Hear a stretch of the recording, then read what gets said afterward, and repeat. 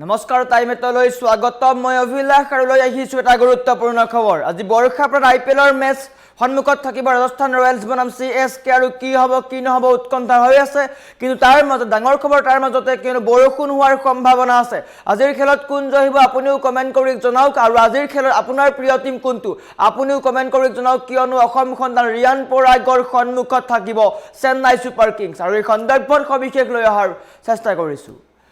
জনাই আছো টাইমেট cricket update ক্ৰিকেটৰ জৰত আক্ৰান্ত হৈছে গুৱাহাটী আজি ক্ৰিকেটৰ জৰত আক্ৰান্ত হ'ব গুৱাহাটী কিয়নো বৰ্ষাপাৰাত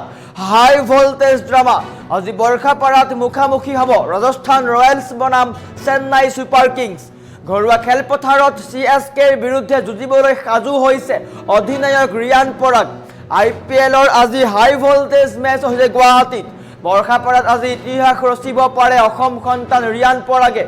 ৰাজস্থান ৰয়েলছৰ পূৰ্ণাংগ অধিনায়ক ৰূপে প্ৰথমবাৰলৈ অগ্নি পৰীক্ষা ৰিয়ান পৰাগৰ ঘৰুৱা ভূমিত কি হ'ব কি নহব সন্মুখত আছে শক্তিশালী চেন্নাই ছুপাৰ কিংছ 5 বাৰৰ চেম্পিয়ন চেন্নাই ছুপাৰ কিংছ সন্মুখত আছে আৰু সন্ধিয়া 7:30 পিছৰে পৰা আৰম্ভ হ'ব হাই ভোল্টেজ মেচ আজিৰ মেচত আপোনাৰ প্ৰিয় টিম কোনটো আপুনি কমেন্ট কৰক কিয়নো অসম সন্তান ৰিয়ান পৰাগৰ নেতৃত্বত প্ৰথমবাৰলৈ নামিব ৰাজস্থান ৰয়েলছ কি হ'ব কি নহব ইতিমধ্যে দুয়োটা দল গুৱাহাটীত উপস্থিত হৈছে আৰু আজি সন্ধিয়া 7:30 পৰাই আৰম্ভ হ'ব হাই ভোল্টেজ মেচ কিন্তু ডাঙৰ খবৰ গুৰুত্বপূৰ্ণ খবৰ গুৱাহাটীৰ বতৰ বেয়া কিন্তু গুৱাহাটী মহানগৰীত বৰষুণ দি আছে গতিকে বৰষুণ দিয়াৰো সম্ভাৱনা আছে কিন্তু প্ৰতিগৰাকী ক্ৰিকেট প্ৰেমীয়ে আশা কৰিছে যে বৰষুণ নহওক গুৱাহাটীত এখন হাই ভোল্টেজ মেচ চাবলৈ পাব দুটা শক্তিশালী টিম 5 বাৰৰ চেম্পিয়ন চেন্নাই ছুপাৰ কিংছ আৰু তৃতীয়বাৰলৈ খিতাপ দখলৰ লক্ষ্যৰে নমা ৰাজস্থান ৰয়েলছে কি প্ৰদৰ্শন কৰে লক্ষণীয় হ'ব সঞ্জু চেমছনৰ চেন্নাই ছুপাৰ কিংছলৈ পৰিৱৰ্তন হোৱাৰ পিছতেই কিন্তু ৰাজস্থান ৰয়েলছৰ অধিনায়কৰ দায়িত্ব দিয়া হৈছিল ৰিয়ান পৰাগক আৰু ৰিয়ান পৰাগৰ আজি প্ৰথমখন মেচ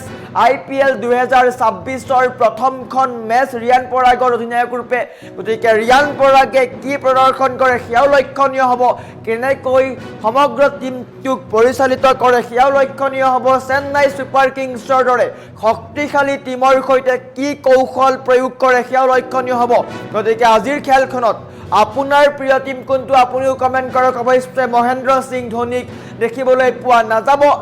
আঘাতৰ কাৰণে তেওঁ 2 সপ্তাহ ধৰি IPL নেখেলিব কিন্তু চৰ্চা হৈছে যে 2026ৰ IPLত দেখিবলৈ পোৱা নাযাব ধোনী কিয়নো এই বছৰ হৈছে মহেন্দ্ৰ সিং ধোনীৰ অন্তিমটো বছৰ গতিকে সমগ্ৰ CSK টিমটোক যি প্লেইং 11 আছে সেই প্লেইং 11ৰ সৈতে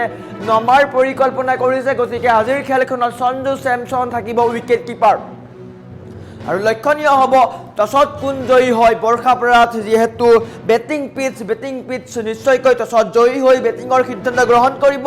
টছত যোনে জয়ী হয় এডভান্টেজ লাভ কৰিব গতিকে মাত্ৰ 7:30 অপেক্ষা কৰক আৰু আৰম্ভ হ'ব এখন হাই ভোল্টেজ মেচ আপুনিও কমেন্ট কৰক কমেন্ট সেকশন খুলি দিয়া হৈছে প্ৰতিটো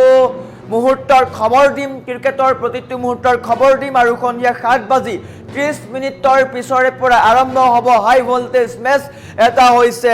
ৰাজস্থান ৰয়েলছ আৰু আনফালে আছে চেন্নাই ছুপাৰ কিংছ 5 বাৰৰ চেম্পিয়ন চেন্নাই ছুপাৰ কিংছ হাল খলনি ঘটিছিলে চেন্নাই ছুপাৰ কিংছৰ পৰা ৰবীন্দ্ৰ জাদেজাক লোৱা হৈছিলে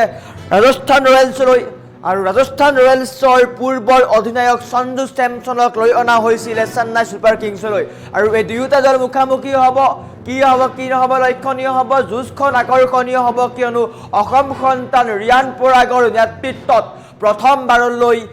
খেলপথাৰত নামিব ৰাজস্থান ৰয়েলছ তাকো ঘৰুৱা ভূমিত ৰিয়ান পৰাগৰ ঘৰুৱা ভূমি বৰ্ষাপাৰা ক্ৰিকেট ষ্টেডিয়ামত দেখিবলৈ পোৱা যাব হাই ভোল্টেজ মেচ